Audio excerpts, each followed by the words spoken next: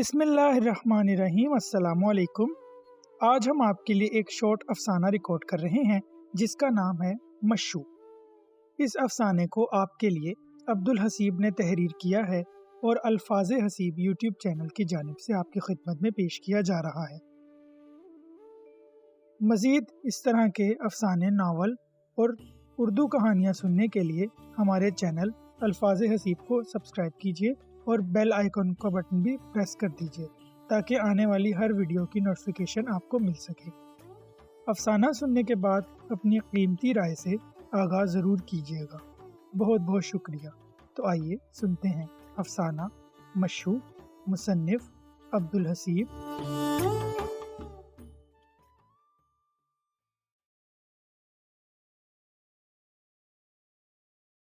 اس کا نام مشتاق تھا، مگر گاؤں میں سب اس کو مشو مشو کہہ کر پکارتے تھے۔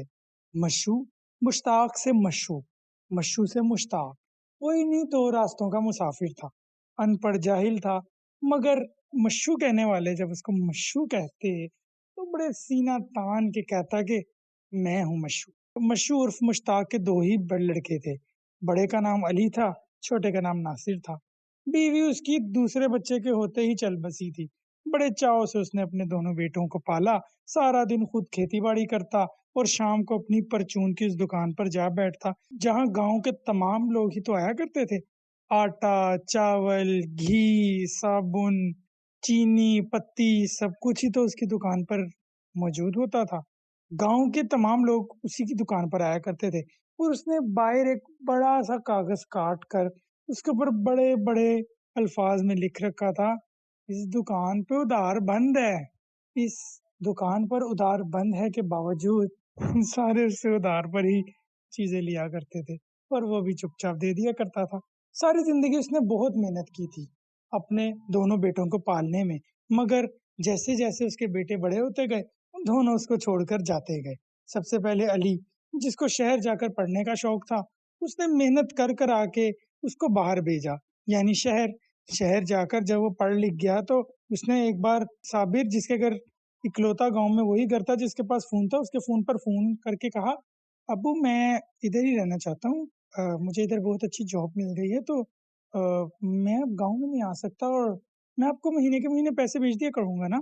مشو نے عجیب سے لہجے میں کہا، او ہاں پتر، ٹھیک ہے، کوئی بات نہیں، تو وہاں ہی رہ، ویسے بھی گاؤں آ کے کی کرے گا، ادھر تو سارے جال ان پڑھے گئے نہیں تھے، تو میرا پتر ہے، شیر جوان ہے، تو پڑھا لکھا آدمی ہے، تو ادھر ہی رہ، شہر ہی رہ نا۔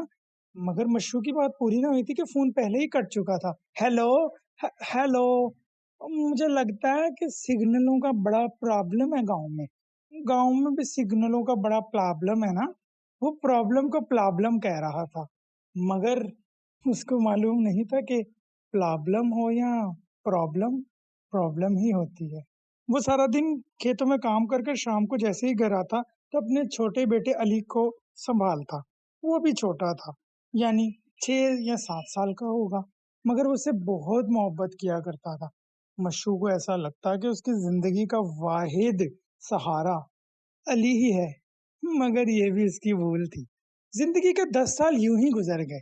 اب جو علی 6 سال کا تھا وہ 16-17 سال کا ایک جوان تھا، خوبصورت نین نقش، یہ بڑی بڑی آنکھیں اور خوبصورت چمکتی ہوئی پیشانی۔ سب کہتے، یار اے جو تیرا پتر ہے نا مشو ہے، بڑا سونا ہے۔ ہاں الحمدللہ میرے تے گیا ہے میرا پتر، جس پر اس کا دوست سلیم کہتا تیرے تے گیا ہوندا تے پیڑا شکل والا ہوندا، میں کہہ رہا ہوں سونا دے کتنا ہے، تو فٹے منہ ہے، تیرے تو منہ پہ لعنت برس رہی ہے کم کر کر کے۔ مشو اس کی جانب دیکھ رہا تھا اور کہنے لگا، ہاں تو کیا ہوا، ساری زندگی ان ہڈیوں نے محنت کی ہے، اپنے 2 پتروں کو پال کے یہ اتنا بڑا جوان کر لیا، اور تجھے پتہ ہے علی جڑا ہے نا وہ شہر میں نوکری کرتا ہے، پورے 5 لاکھ روپے کی نوکری ہے اس کی، اور مجھے مہینے کا پورا 5,000 بیچتا ہے۔ سلیم نے اس کی جانب دیکھا اور حیرانی سے کہا، اچھا پورے 5,000، یعنی 5 لاکھ کمانے والا تیرا شی جوان پتر تینوں 5,000 بیچتا ہے؟ ہاں 5,000، مشو نے اس کی جانب فخر سے دیکھتے ہوئے کہا۔ دن یوں ہی روزمرہ کی روٹین میں گزرتے رہے۔ وہی روٹین تھی، سارا دن وہ کھیتی باڑی کرتا، شام کو پرچون کی دکان پر بیٹھتا اور رات کو 2 روٹی، ایک اپنے لیے اور ایک ناصر کے لیے خریدتا اور کھاتے اور سو جاتا۔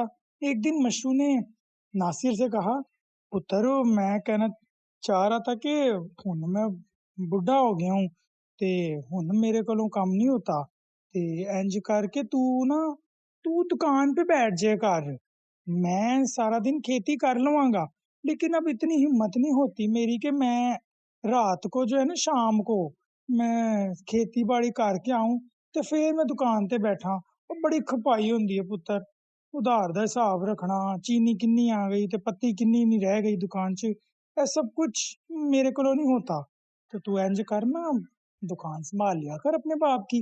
ناصر نے اس کی جانب دیکھا اور کہا، ابو میں نہیں سنبھال سکتا دکان، میرے بس کی بات نہیں ہے، اور ویسے بھی میں علی بھائی کے پاس جانا چاہتا ہوں بھائی، مجھ سے نہیں یہ کھیتی باڑی ٹائپ یہ سب کچھ ہوتا۔ مشو نے اس کی جانب دیکھا اور کہا، ہاں ٹھیک ہے پتر ٹھیک ہے، تو بھی باہر جا کما، تو 5 لاکھ نہیں تو 10 لاکھ کمائی پھر مجھے 10,000 روپیہ بھیجا کری مہینے کا۔ جس کے جواب میں ناصر نے کہا، ہاں ٹھیک ہے آپ ایسا کریں کہ میرا بھی انتظام کر دیں، میں بھی باہر جاتا ہوں پڑھتا ہوں، پھر آپ کو 10,000 روپے بھیجا کروں گا۔ مشو نے سارا دن اور محنت کرنا شروع کر دی، ایک کھیت کے بجائے 2 کھیتوں میں وہ سارا دن کام کرتا، پرچون کی دکان پر آٹا چینی دال سب کے بجائے اس نے اور مختلف چیزیں بھی رکھ لی، جس سے اس کی آمدنی اور زیادہ ہونے لگی۔ جیسے تیسے کرتے ہوئے اس نے 5 سے 6 مہینے میں اتنے پیسے اکٹھے کر لیے کہ ناصر کا باہر جانے کا یعنی شہر جانے کا انتظام کر دیا، شہر کی ایک بڑی یونیورسٹی میں اس کا داخلہ بھی کرا دیا، انٹرمیڈیٹ تو اس نے گاؤں میں ہی کر لیا تھا۔ اب وہ جا رہا تھا تو جاتے ہوئے اس کو گلے لگاتے ہوئے کہا، میرے پتر چنگی چنگی پڑھائی کری اور علی بھائی کے پاس ہی رہی، تجھے وہ بڑا پیار کرے گا، تیرا بڑا اچھا ہے بھائی ہے، بڑا 5,000 بھیجتا ہے مجھے مہینے کا، تو نے مجھے 10,000 بھیجنا ہے، ٹھیک ہے؟ ناصر نے اس کی جانب دیکھا اور کہا، بابا ضرور ضرور بھیجوں گا، بے فکر ہو جائیں۔ جیسے تیسے مشہور ناصر کو ٹرین اسٹیشن تک چھوڑ کر آیا اور ٹرین میں سوار کر کے گھر آ گیا۔ پھر اس کا کسی چیز میں دل ہی نہ لگا، اس کو تھا کہ اب 10,000 بیچنا شروع کر دے گا، اور جو ہے علی تو اس کو 5,000 بیچتا ہی تھا، 15,000 روپیہ اس کے پاس آئے گا، اس کو کیا ضرورت تھی کپڑے کی، اس کی سوچ تھی، مگر سوچ بھی عجیب تھی، اس کا بھی اندازہ نہیں تھا کہ اس کے بیٹے باہر جائیں گے تو اس کو کچھ نہیں بھیجیں گے۔ اس کے ذہن میں عجیب سی کشمکش چلتی تھی، مگر سارا دن وہ یہی سوچتا رہتا کہ میرے بیٹے باہر ہیں، میرے بیٹے پڑھے لکھے ہیں، میرے گاؤں کے جی جوان پتر ہیں اور وہی پڑھے لکھے ہیں۔ وہ فخر سے سلیم کے سامنے بیٹھتا اور کہتا، تجھے پتا ہے علی بھی چلا گیا نا باہر، تو ناصر بھی چلا گیا، 5,000 وہ بھیجے گا، 10,000 وہ بھیجے گا، 15,000 ہو جائیں گے تو میں دکان بھی بند کر دوں گا، آرام سے بیٹھ کے کھاؤں گا۔ تو مشہور تیرا پتر دو تیرے جوان پتر ہیں، تو تجھے شہر کیوں نہیں بلا لیتے، تو ادھر گاؤں میں ذلیل نہ ہو، تجھے باہر بلا لیں بلا۔ نہیں میں آپ پہ ہی نہیں کہتا ان کو، میں نہیں چاہتا کہ وہ مجھے بلائیں، میں بھی بوجھ بنا، اور ویسے بھی ادھر میں کھیتی باڑی کرنا، دیسی خوراکیں کھانا، باہر جا کے پتہ نہیں مجھے کی کھان نو ملے تو کیا نہ ملے۔ اس کا لہجہ ایسا ہی تھا، کچھ پنجابی کچھ اردو کا امتزاج۔ سلیم نے دیکھتے ہوئے کہا، تو بڑا بولا ہے مشو، اسی لیے تو تجھے مشو کہتا ہوں، میں مشو کہتا ہوں بچپن سے، تو محلے دار یہاں کے تو گاؤں کے سارے لوگ تجھے مشو مشو کہتے ہیں، لیکن تو ہے مشتاق۔ ہاں مشتاق ہی، ہاں وہ تیری بھابھی بڑے پیار سے کہا کرتی تھی مجھے مشتاق، اس کے بعد اپنا نام چنگا ہی نہیں لگا، پھر مجھے مشو مشو ہی کہندے نے سارے تھے، مجھے چنگا لگتا ہے۔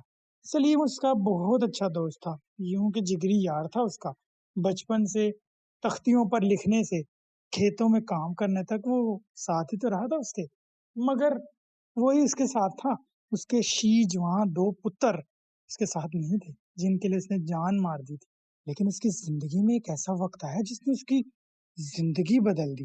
گاؤں کا ایک آدمی تھا جو ڈاک کا کام کرتا تھا، خط وغیرہ آتے یا کسی کے پیسے وغیرہ کوئی شہر سے بیچتا، منی آرڈر وغیرہ، تو وہ لے کر آتا گاؤں میں۔ اس کا نام شکیل تھا۔ شکیل سب کے پیسے لے کر آتا، ڈاک لے کر آتا، خطوط لے کر آیا کرتا تھا۔ ایک دن مشو ایسے کھیت میں کام کر رہا تھا، وہ آیا بھاگتا بھاگتا.